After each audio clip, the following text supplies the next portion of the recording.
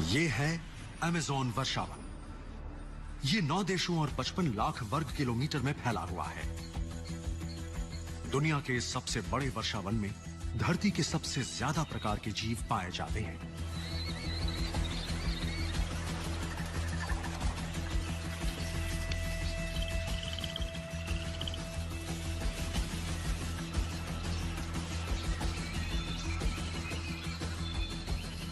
जीवन से भरपूर इन जीवों में से ज्यादातर पर अभी तक विज्ञान की नजर नहीं पड़ी है। इस एपिसोड में हम देखेंगे अमेज़न के कुछ सबसे ज्यादा मशहूर जीव, भारी भरकम एनाकोंडा, आराम पसंद स्लॉथ, बेरहम केमन, खौफनाक टेरेंचुला और अमेज़न नदी की रहस्यमय डॉल्फिन। एनाकोंडा किस्से कहानियों के लिए मशहूर इस जंगल के जिस जीव ने इंसान की कल्पना को सबसे ज्यादा झकझोरा है, वो है एनाकोंडा।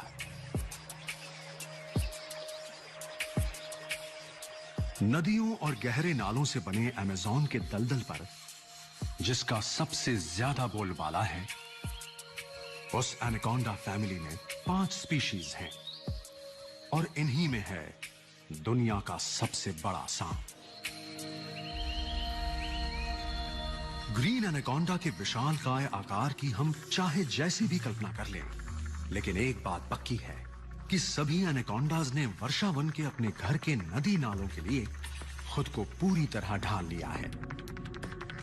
जमीन पर धीमी रफ्तार और कठिनाई से रेंगने वाला एनाकोंडा आसानी से चलने और बेरहमी से शिकार करने के लिए गंदले पानी वाली नदियों के जाल का फायदा उठाता है।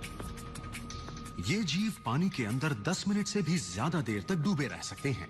ये अमेज़न के ढेर सारे पानी में रहने वाली मछलियों, कछुओं और केमन के माहिर शिकारी हैं।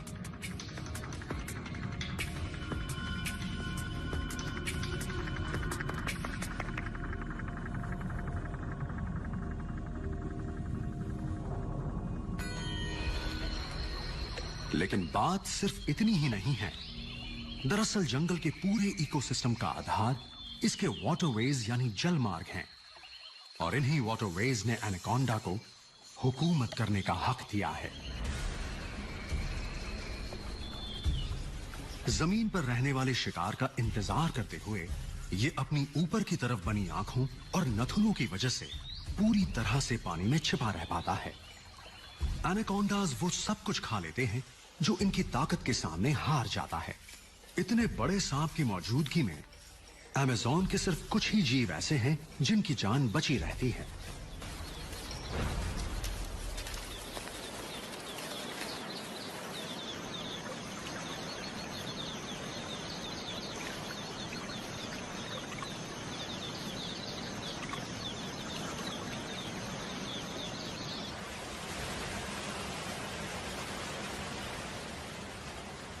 सभी रेप्टाइल्स की तरह एनाकोंडाज भी माहौल से ही अपनी जरूरत के मुताबिक गर्मी लेते हैं। पूरे साल 27 डिग्री सेल्सियस रहने वाले औसत तापमान वाला अमेज़न वर्षावन इन बड़े सांपों के लिए किसी जन्नत से कम नहीं है।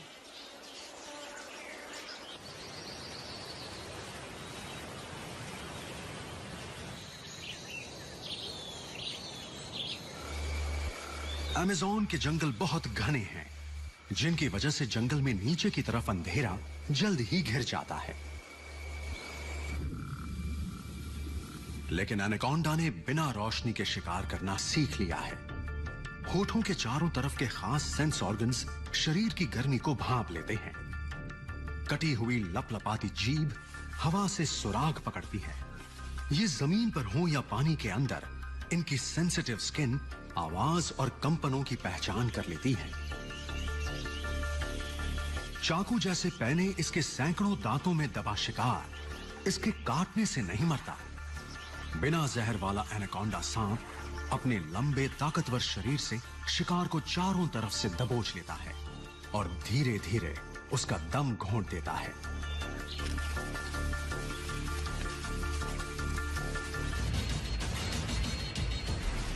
स्लॉथ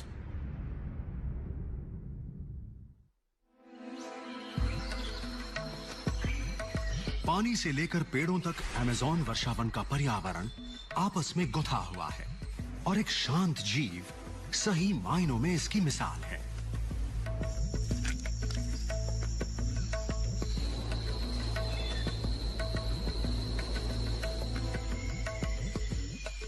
साउथ अमेरिका में पेड़ों पर रहने वाले जीवों में स्लॉथ्स की गिनती सबसे ज्यादा है और ये सबसे ज्यादा खुल्लम खुल्ला घूमते भी हैं। वर्षावन के अंदर स्लॉथ्स को सेक्रोपिया पेड़ सबसे ज्यादा पसंद है। स्लॉथ ट्री कहलाने वाले ये वृक्ष यहां दूर दूर तक फैले हुए हैं। स्लॉथ्स जंगल के साथ एक जान होकर रहते हैं, वो भी इस हद तक कि इन्हें भी जंगल का ही हिस्सा कहा जाता है। मोटी खाल से ढके स्लॉथ का शरीर एक चलता फिरता पर्यावरण है जिसमें इनकी अपनी वनस्पति और जिंदगी पनपती है।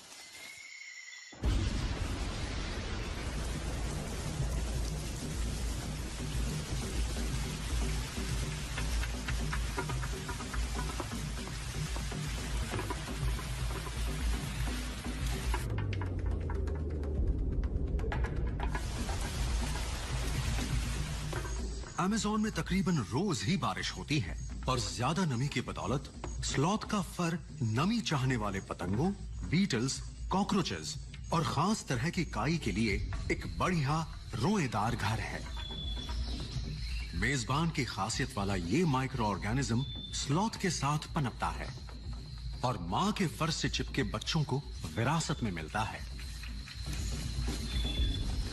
माहौल में घुल मिल जाने के लिए जहां ये काई इनकी मदद करती है, वहीं साथ साथ जीने के इस रिश्ते का असर स्लॉथ के खान पान पर भी देखा जा सकता है। स्लॉथ्स ज्यादातर पत्तियां खाते हैं जिन्हें पचाना तो मुश्किल है ही और उस पर उनसे ऊर्जा भी बहुत कम मिलती है। काई की अपनी निजी बगिया को बनाकर और खाकर स्लॉथ्स अपने आहार की पौष्टिकता को बढ़ाते हैं।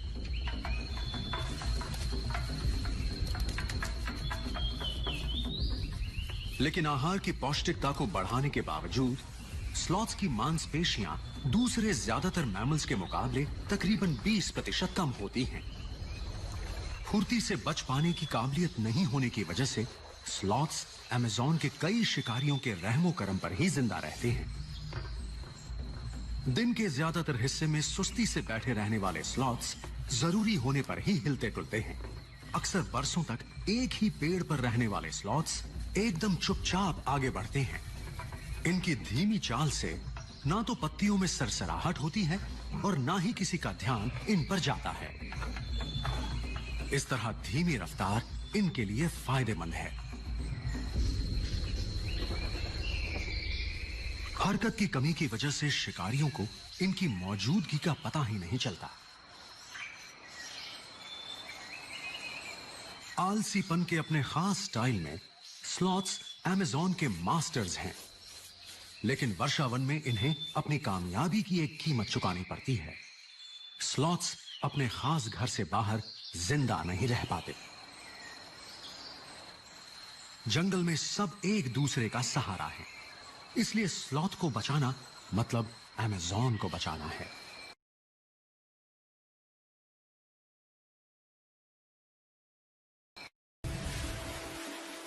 विशाल जंगल, इसके वर्षावन और नदियों में, इसके मैंग्रोव्स और दलदलों में तरह तरह का जीवन पनपता है और तरह तरह के केमन भी। प्राचीन क्रोकोडिलियन वर्ग के सदस्य केमन अमेज़न के जल मार्गों के जबरदस्त शिकारियों में से हैं। इनकी 6 स्पीशीज में बेहद छोटे ड्वार्फ केमन से लेकर 5 मीटर लंबे ताकतवर ब्लैक केमन तक हैं और ये सब अमेज़न में पाए जाते हैं।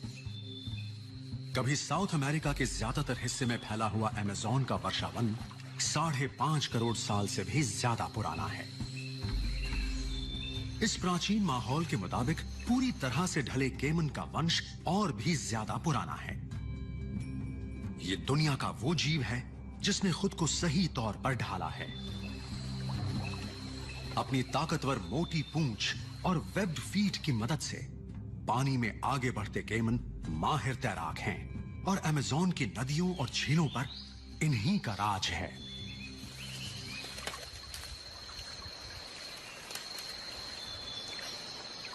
शिकार करने के लिए नजर का इस्तेमाल करने वाले इस जीव की बड़ी बड़ी आंखों में पुतली वर्टिकल यानी सीधी खड़ी होती है, जिससे ये रात में भी देख सकते हैं। आंख पर अलग से एक ट्रांसपेरेंट पलक होती है जो सुरक्षा तो देती है, साथ ही पानी की सतह के नीचे तैरते हुए बेहतर नजर भी।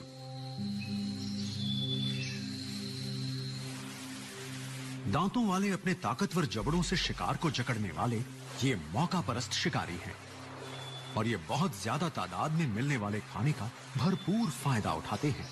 ये मछली, मेंढक, कीट और घोंघों को तो खाते ही हैं, साथ ही दूसरे रेप्टाइल जीवों और मैमल्स को भी। केमन के लिए अमेज़न सही मायनों में दावत उड़ाने की जगह है।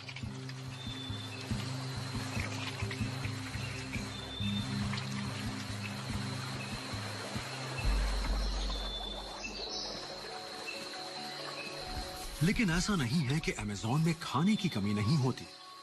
सालाना सूखे के दौरान पानी सूख जाता है, बाढ़ के मैदानों और दूसरी नदियों से जुड़ा पर्यावरण हिस्सों में बढ़ जाता है, जिससे केमन को शिकार करने की जगह कम मिलती है। लेकिन केमन सूखे के इस मौसम को झेलने के लिए तैयार होते हैं और महीनों तक बिना खाए रह सकते हैं।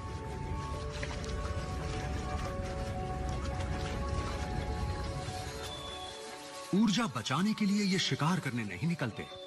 इनका तापमान जलवायु से अलग होता है, इसलिए शरीर में गर्मी पैदा करने में ऊर्जा खर्च नहीं होती, बल्कि ये पर्यावरण से ऊर्जा ले लेते हैं। हालात के बहुत ज्यादा कठिन हो जाने पर केमन्स अपने भाई बंधुओं को खाने लगते हैं।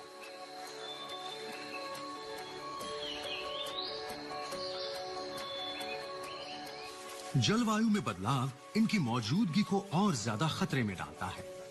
अंडों को सेने के दौरान का तापमान क्रोकोडिलियन वर्ग में लिंग का फैसला करता है। अगर तापमान तकरीबन 30 डिग्री सेल्सियस तक रहता है तो बच्चे मादा होते हैं। सिर्फ 4 डिग्री बढ़ने पर बच्चे नर हो जाते हैं। ग्लोबल वार्मिंग की वजह से वैज्ञानिकों को डर है कि नर केमन की गिनती ज्यादा हो सकती है। क्या ये प्राचीन स्पीशीज तेजी से बदलती दुनिया के मुताबिक खुद को ढाल पाएंगे? केमन पहले भी दोबारा से उभर कर आए हैं। अपने कीमती खाल के लिए शिकार होने वाली ये स्पीशीज खत्म होने के कगार पर थी और इस वजह से अमेज़न के पर्यावरण का संतुलन बिगड़ गया था। शिकार करने के खिलाफ सख्त कानून और सुरक्षित इलाकों की मदद से केमन अमेज़न के कामयाब जीव बने। फूड चेन में दोबारा सबसे ऊपर रहने वाले इस जीव ने अमेज़न के नाजुक माहौल को बनाए रखने में अहम भूमिका निभाई है। टैरेंटुला। अमेज़न जंगल के नीचे अंधेरे में एक दूसरी ही दुनिया मौजूद है। वर्षावन के घने होने की वजह से धूप नीचे तक नहीं आ पाती। नमी और अंधेरे वाले इस इलाके में सड़ते वृक्ष और मरे हुए जीवों के हिस्से जंगल के पर्यावरण की पौष्टिकता को फिर से बढ़ाते हैं। दरअसल वर्षावन के फर्श पर भी कुल बुलाते जीवन की भरमार है। अमेज़न में रहने वाले 90% जीव आर्थ्रोपॉड्स हैं। बाहरी कंकाल वाले इनवर्टिब्रेट्स के इस ग्रुप में कीट, सेंटिपीड्स, बिच्छू और मकड़ियां शामिल हैं।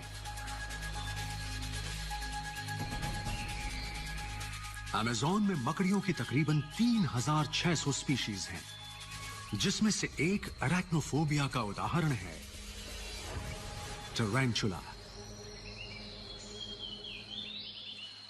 डायनासोर्स के वक्त से धरती पर रहने वाली टैरेंटुला की 800 स्पीशीज दुनिया भर में फैली हुई हैं।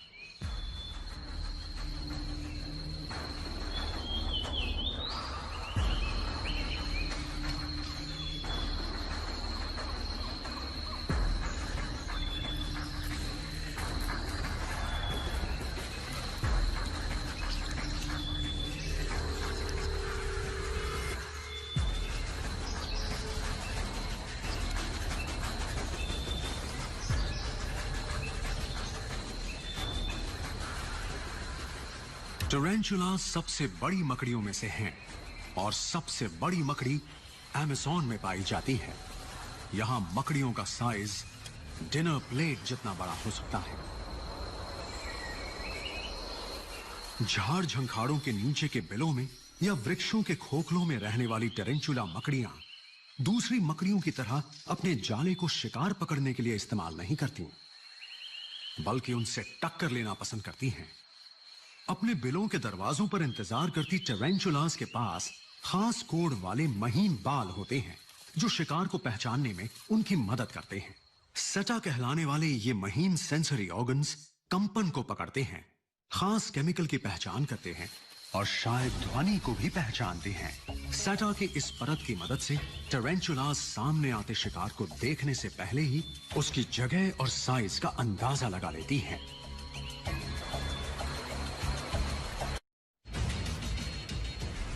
River dolphin.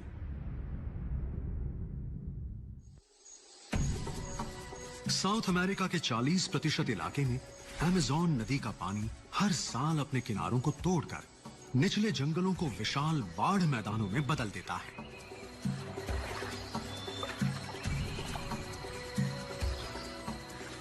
Amazon river dolphins को बोटो डॉल्फिन्स भी कहा जाता है। ताजा पानी की दुनिया की ये सबसे बड़ी डॉल्फिन प्राणी जगत के लिए एक पहेली है। हालांकि इस अनोखे जीव के बारे में ज्यादा कुछ नहीं मालूम, लेकिन ये पक्का है कि ये अमेज़न रिवर के माहिर जीव हैं।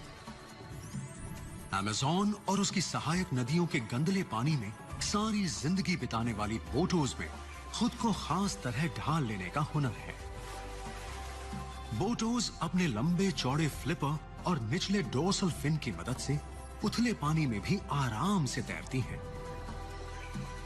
गर्दन की बिना जुड़ी वर्टिब्रे की मदद से रिवर डॉल्फिन्स अपने सिर को 180 डिग्री तक दोनों तरफ घुमा लेती हैं। पानी के अंदर छिपी रुकावटों की भूल भुलैया में जिंदगी काटने के लिए खुद को इस तरह ढालना बहुत जरूरी है। एक सिरे से दूसरे सिरे तक सिर को हिलाती बोटोज के पास एक बेहतरीन एको लोकेशन सिस्टम होता है जो इन्हें आगे बढ़ने में मदद करता है और उस जगह को ढूंढने में भी जहां शिकार होता है। आंखें छोटी होने की वजह से ये पक्का नहीं है कि ये कितनी अच्छी तरह से देख सकती हैं, लेकिन अमेज़न के गंदले पानी में मछली, कछुओं और कवच वाले जीवों का शिकार कर पाने से ये पक्का है कि ये अपनी आंखों पर निर्भर नहीं है। सिर पर बड़ा सा उभार इन्हें अपनी सोनार टेक्निक पर फोकस करने में मदद करता है। ये अपने लंबे थूथन से पेड़ों के खोखलों या पानी में डूबी वनस्पति जैसी छिपी जगहों में से खाना निकाल लेती हैं, लेकिन इन्हें खुद को खास तरह ढालने के इस हुनर की कीमत अपनी रफ्तार से चुकानी पड़ती है। रिवर डॉल्फिन्स की रफ्तार समुद्र में रहने वाले अपने रिश्तेदारों से बहुत कम होती है, लेकिन रफ्तार का कम होना बोटों के लिए कोई नुकसान का सौदा नहीं है, क्योंकि अमेज़न के इलाके के अंदर इनका कोई शिकारी नहीं है।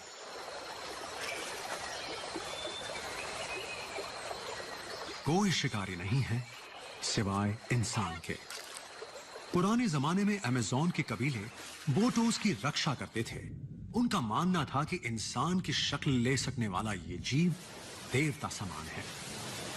लेकिन आज इंडस्ट्री और फिशिंग से बोटोज के घर को और जिंदा रहने के लिए जिससे वो पेट भरती हैं उस स्रोत को खतरा है। जलवायु में बदलाव एक और खतरा है जिसका असर मछलियों की तादाद पर हो रहा है और जिसकी वजह से अमेज़न की सालाना बाढ़ का अंदाजा लगाना मुश्किल हो गया है। खारे पानी में जिंदा नहीं रह पाने वाली अमेज़न रिवर डॉल्फिन आखिर जाएं तो कहां जाएं? इस रहस्यमय स्पीशीज की आबादी को आंकना मुश्किल है, इसलिए इन्हें बचाने का सिर्फ एक ही पक्का तरीका है कि अमेज़न की नदियों के कीमती पर्यावरण को बचाया जाए।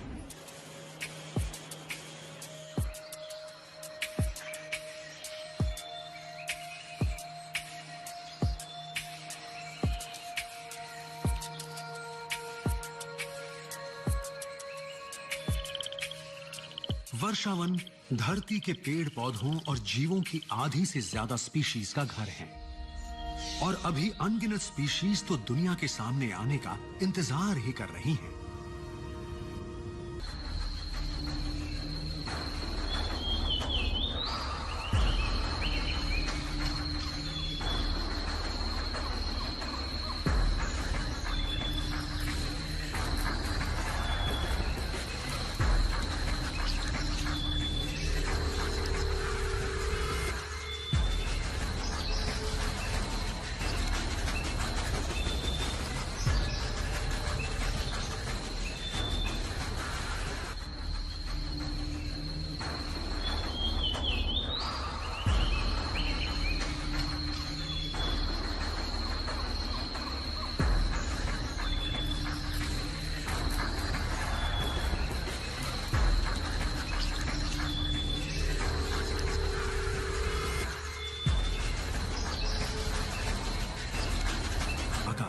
दुनिया को कुल ऑक्सीजन का तकरीबन 20% हिस्सा देता है और ग्रीन हाउस गैसेस को वातावरण में जाने से रोकता है। लेकिन जंगल कटने की जो रफ्तार आज है, उसे देखते हुए कहा जा सकता है कि 50 साल से भी कम वक्त में अमेज़न की विशाल बीहड़ता का नामो निशान मिट सकता है।